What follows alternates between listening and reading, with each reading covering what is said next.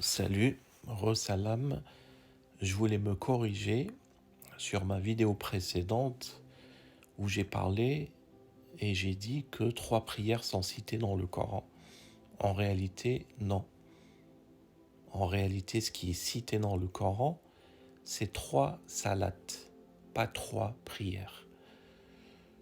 Donc, ce qui est cité, c'est la salat al-Fajr, la salat al-Wusta et la salat al-Isha.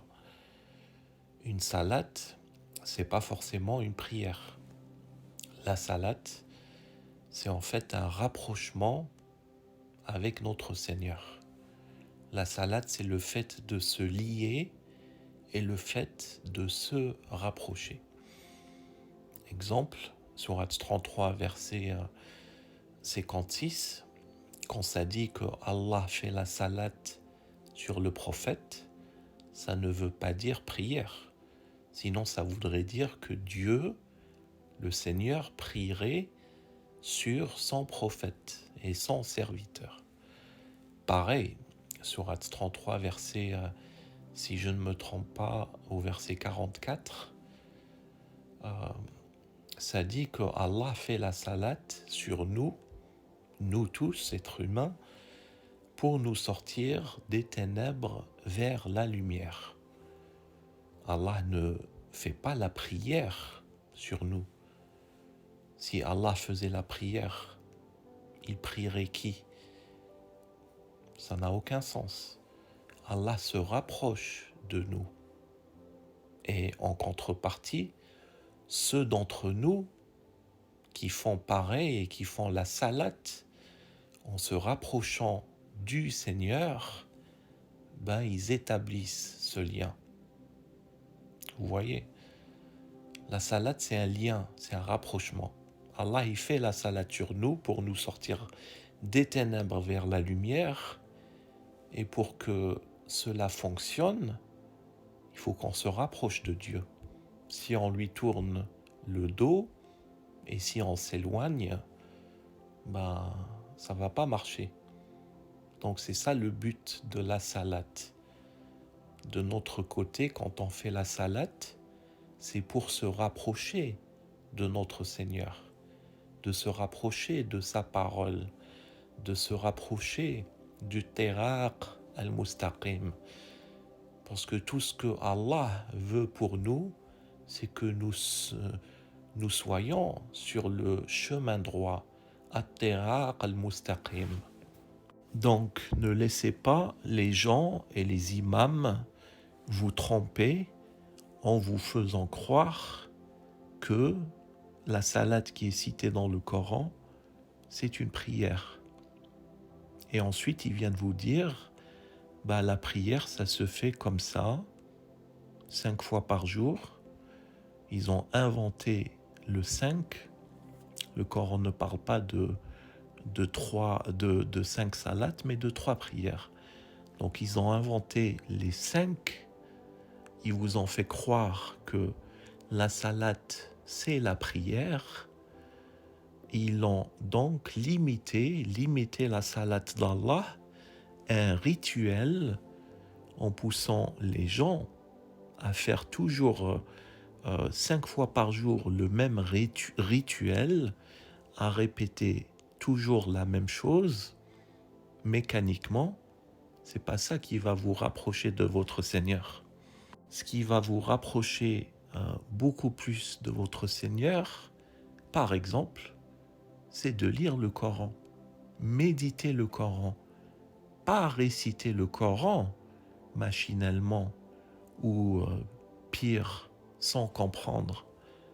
Parce qu'il y a beaucoup, ils ont appris, même des arabophones, ils répètent ce qu'ils avaient appris quand ils étaient jeunes, des sourates, ils font des prières à répéter des années ou des dizaines d'années, toujours les mêmes sourates, toujours la même chose, et ils n'ont jamais réfléchi à ce qu'ils sont en train de prononcer.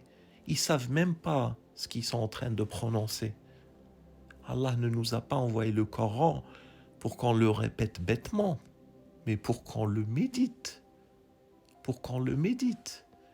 Nous avons rendu le Coran facile pour la méditation.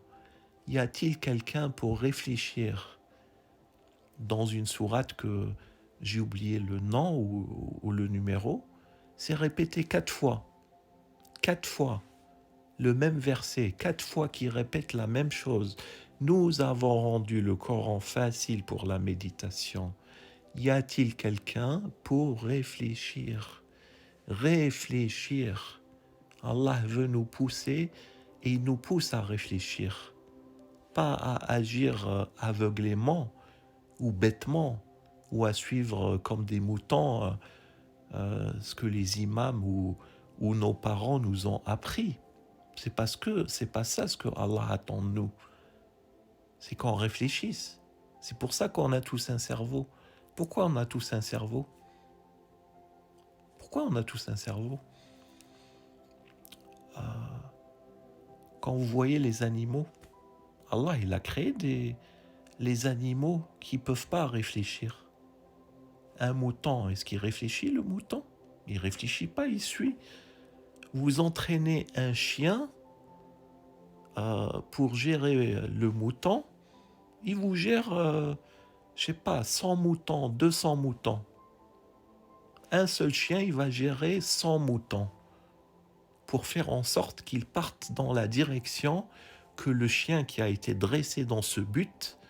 Donc tous les moutons, ils vont aller dans ce chemin. Un chien, est-ce qu'un chien réfléchit? Déjà, un chien, il réfléchit plus que le mouton, mais le chien a été dressé. Mais nous, est-ce qu'on est des moutons? Est-ce que Allah, pensez-vous que Allah veut que nous suivions bêtement et aveuglément ce que nous ont enseigné nos pères, nos mères, nos imams, etc. C'est pas ce que Allah attend de nous. C'est tout le contraire dans le Coran. Il nous dit « Fattabi'u millata Ibrahim, aboukum » il appelle votre père Ibrahim. Il nous raconte son histoire. Il nous dit « Suivez la voie d'Ibrahim » qui n'a pas suivi ce qu'a pratiqué son peuple, ni même son père, qui a réfléchi par lui-même. C'est ça ce que Allah attend de nous, c'est de réfléchir. Donc tout ce rituel des 5 prières que les gens vous ont introduit, que vous avez appris quand vous étiez petit, à travers vos parents, certainement, et à travers les mosquées, à travers vos imams. Est-ce que c'est Allah qui vous en parle dans le Coran? Est-ce que quand vous ouvrez le Coran, est-ce que vous trouvez que Allah vous dit clairement, voilà, tu fais 5 prières? Elle est où la prière du Asr? Ça n'existe pas. Ça n'existe pas. Ça parle même pas de prière, ça parle de salat.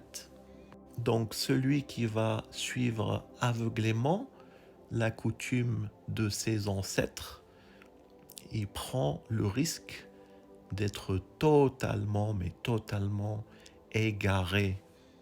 Et quand vous allez vous retrouver devant votre Seigneur, il va vous dire, ne vous ai-je pas dit de ne pas suivre les coutumes de vos ancêtres? Il y a un verset rien que pour ça.